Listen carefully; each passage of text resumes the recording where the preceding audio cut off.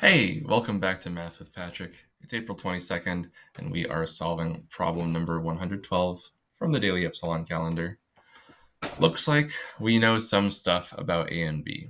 They add up to 4. When you square them and add them, they add up to 9. And when you cube them and add them, they add up to x. And we're solving for x today. Somehow, x is 22, and that's what we need to show. So, like, the initial thought that I have is, like, maybe I could just solve for A and B immediately. Like, usually when you have two things you don't know and two equations that relate them, you can solve for both of them. So real quick, let me just try to run through some numbers and see what happens. Well, if A plus B is equal to 4, then just thinking about whole numbers for a sec, there's not really many options that I have. Basically, it's just these three, right? Because like once I go to the next whole number pair that adds up to 4, I've basically just copied myself already. Like, it doesn't really matter that A is coming first and B is coming second. 3 and 1 is going to be the same as 1 and 3 for this problem. So if I then square them and add them, so I'll just kind of introduce some lines in my table. If I square them and then add them, I'm going to get 16 here. I'm going to get 10 here, right? Because that's 1 plus 9. And then I'm going to get 8 here. None of those are 9. So, I mean, this kind of tells me that my A and B values, well, it does tell me they're not whole numbers. And I'm pretty sure this tells me that they're somewhere between these values. Like, maybe A is like around 1.5. Like, just a hunch, maybe it's the square root of 2. Like, I could be right. I could totally be wrong. But, if 9 fits here, then A and B should be somewhere there. So I guess I'll just mark that in my table, where this is where 9 is supposed to go. And so A and B are going to be somewhere there, but they're not going to be whole numbers. So, okay, couldn't find them that way. I had another idea where I could probably graph them, but I think I'm going to do that second. I want to try solving this algebraically first. I know that if I, manipulate some equation with just algebra steps, maybe I can multiply both sides by something, maybe I can square both sides. That's not going to change my equality here. So I know that a squared plus 2ab plus b squared is equal to 16. That was me just expanding out this binomial, doing a plus b times itself. Immediately, this isn't too helpful, but I do know that a squared plus b squared is 9. And so if I subtract an a squared and a b squared from one side, I can subtract a 9 from the other and still keep it balanced. So I know that 2ab is now going to be equal to 7, looks like. And then ab is going to be 7 halves. So that gives me a little bit more information, where now I know what they sum to, and now I know their product. I think I'm going to factor this sum of cubes, actually, and I believe this is going to be the right thing to do. Maybe not. We'll see what happens. I know that I can factor a sum of cubes by first doing a plus b, so I'm like cube rooting both of these terms, and I always forget my sum of cubes formula, but I think it's supposed to be something like this. And then a student taught me one time this acronym SOAP. It stands for, actually, what does it stand for? It stands for same. So S for same, as in this plus sign is the same as that plus sign. And then this O stands for opposite. So I'm going to do a minus sign here. And this AP stands for always positive. And so I'm going to put a plus sign there. And what always positive means is that if you do the difference of cubes formula and you try to factor that, it's going to be the same sign here and then the opposite sign here and then always positive. Oops, that's supposed to be a B here. But since I'm doing a sum of cubes, not a difference of cubes, I don't need that second factoring formula. This one should suffice.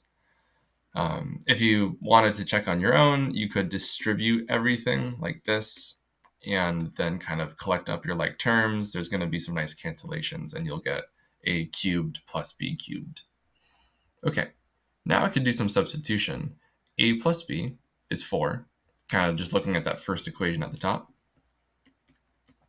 And then a squared plus b squared is 9, using the second equation.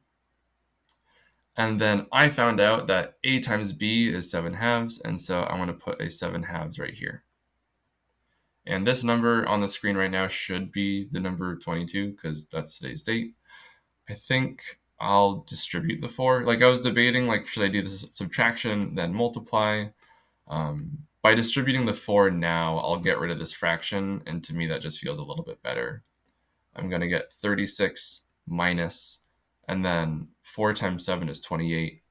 Half of that is 2. Sorry, half of that is 14. And then when I do 36 minus 14, I get the 22 that I was supposed to get for today. Cool. So I don't even know what A and B are, to be honest. But I do know that when you cube them both and add them together, you're going to get the number 22. So just to satisfy my curiosity and perhaps yours, let's also look at this on a graph just to see another way to solve this problem. Instead of the variables a and b, I'm just going to use x and y, just because Desmos understands those letters better, and then it'll show up on the graph here. So the second equation turns out to be this circle. Maybe if you know the Pythagorean theorem, a squared plus b squared equals c squared, you would see that c, this letter here, you could replace with a 3, and then you basically just get the equation from before. And essentially, we're just creating a whole bunch of right triangles whose hypotenuses are just 3. And you could imagine, starting at the origin, you're going to have some kind of length here, and then a right angle you could form by like going up or maybe down. And any of these right triangles that you're drawing are going to have a hypotenuse of 3. And so it basically just creates a circle. Anyways, that's how I remember the circle equation. Anytime you do x squared plus y squared equals some number, you get a circle. And the radius is going to be the square root of this number on the right side. So the radius here is 3. The other equation was x plus y equals 4. This is a linear equation. And here the intersections are going to give us our answers. Okay, so my initial guess of the square root of 2 was completely off. Root 2 is about 1.41. And so, okay, I was wrong there. No biggie. But it is cool to see that I was right about one of the numbers being between 1 and 2, and the other number being between 2 and 3. And kind of like I said as well, it doesn't really matter what A is or what B is. I did say that A was going to be smaller than B just because I kind of felt like it. So maybe I'll use this point to, I'll use this point, I'll get these values, and then we can just kind of double check what happens when I cube these numbers and sum them together. Since I am using decimal approximations, I might be just a little bit off from 22. Let's see. Yeah, okay. And so trying to just use the decimal numbers that Desmos gives me, I'm off by some like very, very small number. Let's see, tenths, hundredths, thousandths, 10,000ths, some amount of 100,000ths off from 22. So anyways, solving it by graphing is like kind of doable, right? Because you could see that here's my value for A, here is my value for B. Then I'm totally allowed to just cube them both and add them, but I'm not getting exactly 22. So it's not as satisfying, I think, as the algebraic solution, because that way I was super confident that I actually do get 22. Here, I'm not quite sure. I think I'd have to do some more algebra steps to really know what these numbers are in exact form instead of decimal form. I guess we could just use like normal substitution rules and see what happens. Like whenever I'm solving systems, there's like 3 main ways to solve them. You could solve them by graphing, looking for intersection points. You could solve them with elimination. That looks like kind of taking one whole equation and subtracting it from another, hoping to eliminate one of your variables. I'm just going to use substitution, which I feel like is like the classic, where you rewrite one of your equations. So see how this line still is the same line, but now my equation's different. And you can substitute or replace the variable in the other equation for this expression here, because see how like y is equal to 4 minus x. So I can just grab that 4 minus x and pop it in right there. And I get something that looks different on the graph, because now I no longer have the variable y. I just have the variable x. And it's these x values that still line up. Like this value right here on the circle is still this value down here on the x-axis. And so if I can just do some algebra steps and isolate x here, then I'll have some exact form that I can kind of play around with. Maybe I will expand this part. You know, squaring is the same thing as just multiplying something by itself. Multiplying that binomial together looks like I'll get 16 minus 8x plus x squared. This is still all equal to 9. I can combine my like terms. I had 2x squareds there. I could, considering dividing everything by 2 here, I'll get a 9 halves on that side, which won't be too fun. Maybe I'll set everything equal to 0. So I'll like subtract 9 from this side, subtract 9 from that side. So I'll get a 0 over here, and I'll get a 7 over here. Let me write this as a parabola instead. Oh, minus 8x plus 7. And so a lot of stuff on my screen. Let me kind of clear out a lot of the clutter. This parabola that I wrote now has x-intercepts at the same x values. So these values right here are still the exact same ones that line up with our intersection points between the circle and the line. So I'll hide these for now.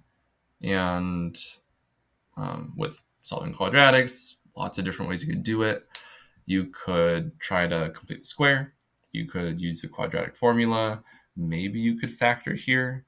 Although, since my numbers were like weird, wacky decimal numbers, I'm pretty sure factoring is going to be like way too hard. So I think I'll do completing the square. Let's see. I'll shove that 7 back to the other side. I will factor out a 2 from both of those terms. And then I want to add some number here that produces a perfect square. I know that like doing x minus 2 squared will line up this term and that term. And so I know that my magic number here needs to be a 4. And then so doing a 2 times a 4 would give me an extra 8 on this side. And so to compensate, I should put an 8 on the other side, just to show you that all of these steps are still making sense. These are still the same x values that we've been working with the whole time. I can simplify that to a 1. I can divide the 2 to the other side. And then finally, I can make this a perfect square like I wanted to. Cool. Again, same x values. I'll square root both sides. The square root of 1/2 is, well, it's just some number. It looks like it's around 0.707. I know I could write that as root 2 over 2. This one's just a little bit more of a common way to write this number. And finally, I am going to add 2 to both sides. Now, maybe you're saying, hey, Patrick, a few steps ago, when you square rooted both sides, there should be a plus and minus. So specifically right here, when I was square rooting both sides, yeah, there should be a plus and minus sign anytime you're the one putting the square root on an equation. Though I think I wanted to get like the smaller value, and I'm hoping that this one right here, adding 2, it's going to be the bigger value, isn't it? Yeah, okay. So if I think I put a minus sign on it, there we go. Okay, so I should have put a plus and minus sign on it to begin with, just so I could show both my numbers. Essentially, it looks like x is going to be equal to 2 minus root 2 over 2. And another potential answer would have been like x equals the bigger number. but I'll just say y is equal to the bigger number today. There we go. And these are the numbers for A and B for the problem in the calendar. Looks like you can solve them by doing like substitution and solving with quadratics. And not really necessary to find these numbers, but I figured it'd be kind of neat. Now, if I have the exact form and I cube both and then add them together, this one this time should be exactly 22, and there it is. Okay, cool. Just more added security and confidence in my value today, because in the algebraic way, I had no clue what A and B were. And I think it's kind of nice just to see that, yep, here are the values for A and B. And when you cube them both, add them together, you get 22. So thanks for coming along for this multifaceted video with different ways to solve for the 22 today. And I'll see you tomorrow.